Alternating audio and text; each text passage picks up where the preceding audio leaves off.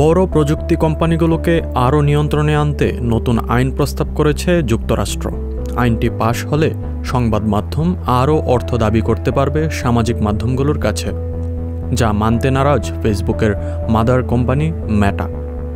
এমন পরিস্থিতি সামনে রেখে মেটা বলছে, প্রয়োজন হলে যুক্তরাষ্ট্রের ফেসবুক থেকে সব ধরনের নিউজ কন্টেন্ট তারা সরিয়ে দেবে।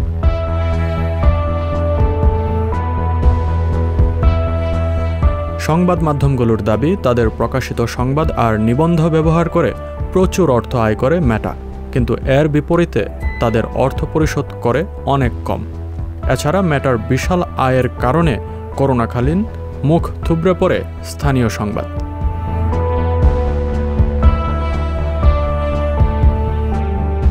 নতুন এই আইনটি পাশ হলে সংবাদ থেকে ফেসবুকের আয় করা বিজ্ঞাপনের অর্থে আরও বড় ভাগ বসানোর অধিকার পাবে যুক্তরাষ্ট্রের সংবাদ মাধ্যমগুলো, যা আয় কমতে থাকা মেটার জন্য হবে বিশাল আর্থিক হুমকি।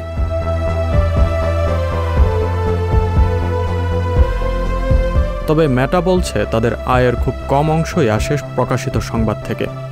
2021 সালে জানা গিয়েছিল, মেটার মোট আয়ে মাত্র 4% অবদান রাখে সংবাদ। অন্যদিকে সামাজিক মাধ্যমের কারণে সংবাদ মাধ্যমগুলোর পাঠক ও দর্শক সংখ্যা অনেকাংশে বেড়েছে বলে জানায় প্রতিষ্ঠানটি।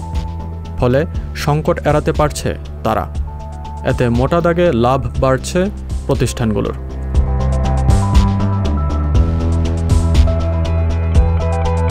এই আইন পাশ হওয়া নিয়ে প্রতিক্রিয়া জানিয়েছে মেটা। প্রতিষ্ঠানটি বলছে, যুক্তরাষ্ট্রে এমন অবিবেচনাপূর্ণ আইন পাশ হলে তাদের প্ল্যাটফর্ম থেকে সব ধরনের সংবাদ সরিয়ে দিতে বাধ্য হবে মেটা। এছাড়া সংবাদ থেকে তাদের আয় খুবই কম।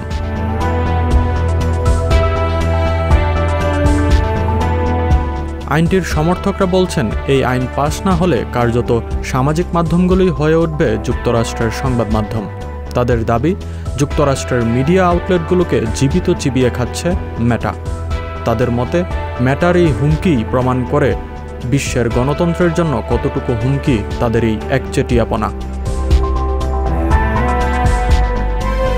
এর আগে গত 2021 সালে অস্ট্রেলিয়ায় এমন একটি আইন পাশ হয়।